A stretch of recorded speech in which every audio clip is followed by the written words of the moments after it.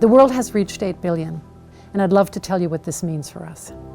The world reaching 8 billion is not a catastrophe. In fact, it's a grand success globally. More people are surviving, life expectancy has increased across the world, healthcare has improved, and more people are thriving. It would be a catastrophe if governments can't prepare for what's coming in the next few decades. The population of mankind is not likely to keep rising forever, at least as current predictions show.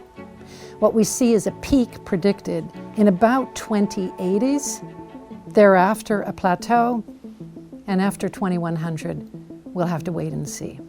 A feature of today's population is how diverse it is in different countries of the world. Imagine, for example, that there are 8 countries that are going to be responsible for half of all global population growth between now and 2050.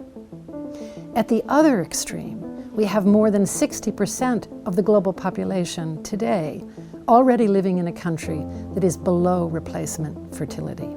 And more than 50 countries are already in population decline. Another example of population diversity around the world is age. The median age in Europe right now is 41.7 years. In sub-Saharan Africa, the median age is about 17 years. That difference is greater than it's ever been in human history that we have record. Long ago, everyone was young, so to speak. Life expectancy was low across the world, so most countries were similar to one another in being young. Eventually, with time, we probably expect with more life expectancy and declining fertility that most countries will be older. We're in a fascinating window right now in human history where we have this grand diversity between old countries and young countries simultaneously. We don't see a baby boom. In fact, the pace at which the global population was growing peaked back in 1964, when it was growing at more than 2.2% per year. Now, right now, it's less than 1%. It took 12 years for us to grow from 7 to 8 billion. It will take us 14 and a half years to reach 9 billion, and then it will take us more than 20 years to get to 10 billion.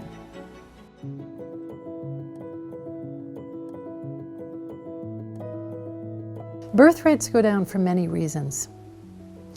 And what we've observed for years, since approximately the 70s, is that where we see an increase, for example, in women's education, children are more likely to be healthy, children are more likely to survive, and women are more interested in regulating their fertility, adopting contraception, and having fewer children. So while we think about reproductive rights, historically, it's very much about enabling women in couples to avoid pregnancies that were unwanted. Today, we have to recognize that reproductive rights embraces also enabling people to have wanted children.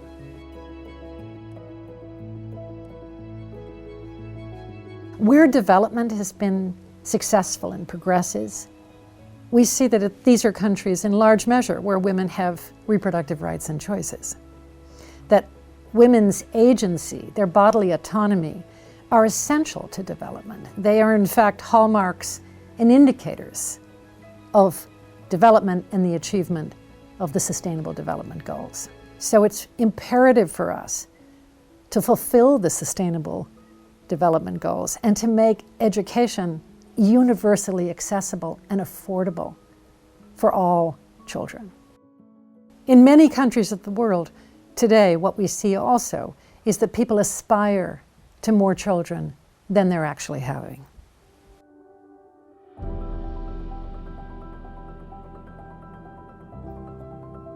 Across Europe, we saw a diversity of responses in terms of birth rates and the pandemic. In the majority, countries actually had a decline in birth rates 9 months after the onset of the pandemic, when lockdowns were happening. And that seems to have been relatively temporary. Those numbers have rebounded in the majority of countries. This is not unusual. This is similar to what was observed in the Great Depression. It was observed in the flu epidemic of the early part of the 20th century. In periods of economic uncertainty, history shows us that people postpone getting pregnant, that births decline, and those recover in almost all cases within a relatively short period of time. And that seems to be the impact of COVID. One of the great successes of 8 billion is it means that increasing life expectancy is no longer something which is only visible among the wealthier populations of this world, but it's growing and increasing. Child mortality is down, infant mortality is down, maternal mortality is down. These are huge successes for all of us.